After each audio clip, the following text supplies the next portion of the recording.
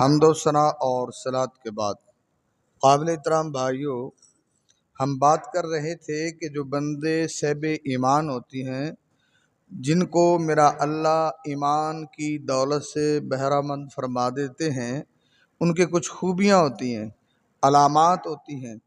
तो हम वो अलामात ज़िक्र कर रहे थे कि पहली अलामत यही उनकी खूबी काफ़ी है कि वो अल्लाह पे ईमान रखते हैं, कद अफलहल मोमिनून।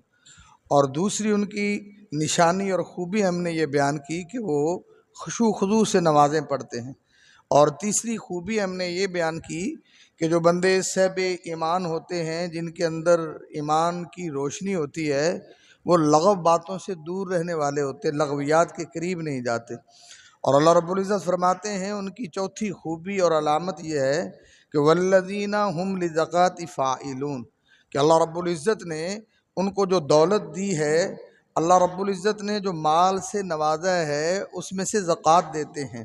अल्लाह रब्बुल इज़्ज़त फरमाते हैं ना कि जो बंदे अल्लज़ीना युमिनून बिल गैब व युकीमून अस्सलाता व मिम्मा रज़क़नाहुम युनफ़िकून, कि जो मोमिन हैं उनकी ये भी अलामत है, नमाज भी पढ़ते हैं, जो अल्लाह ने रिज़्क़ दिया हुआ है उसमें से ज़कात भी देते हैं, अल्लाह की राह में ख़र्च भी करते हैं।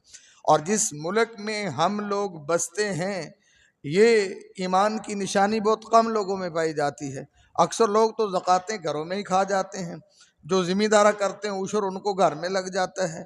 अगर ये सारे लोग, हर बंदा अपनी पूरी पूरी ज़कात दे तो शायद पाकिस्तान में कोई गरीब ना रहे।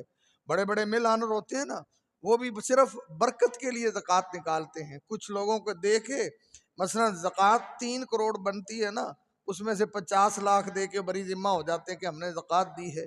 और जिसकी ज़कात 50,000 बनती है, वो 25,000 दे के वो खुश हो रहा था कि हमने भी ज़कात निकाली है।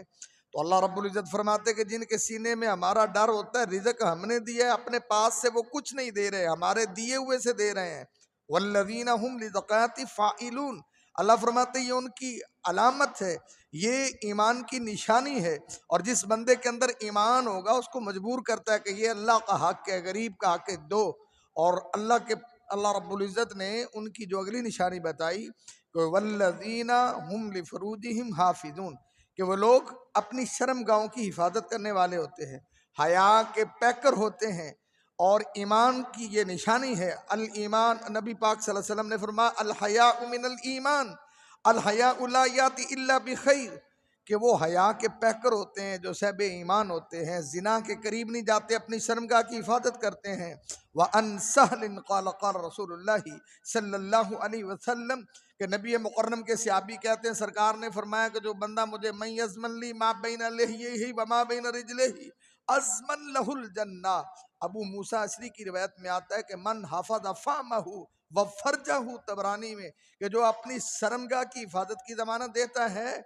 इस हदीस में भी है जो अपनी शर्मगाह की हिफाजत की ज़मानत देता है, अल्लाह के नबी फरमाते हैं कि मैं मोहम्मद उसको जन्नत की ज़मानत दूंगा। और ये सहब ईमान बंदा जिना के करीब नहीं जाता, बल्कि जिना के रास्तों पे भी नहीं जाता, जिना के करीब फटकता नहीं है, क्योंकि ये तो इतना बड़ा पाप है। मुस्तदरक के हाकिम में वान इब्न अब्बास क़ाल क़ाल रसूलुल्लाह सल्लल्लाहु अलैहि वसल्लम इज़ा ज़हर ज़िना वर्रिबा फ़ी क़रियतिन फ़क़द अहल्लू बिअन्फुसिहिम अज़ाब अल्लाह, जिस गाँव में, जिस बस्ती में, जिस शहर में 2 गुनाह होते हैं ना, एक सूद का गुनाह और दूसरा गुनाह ज़िना का, उन लोगों ने अल्लाह के अज़ाब की दावत दी है।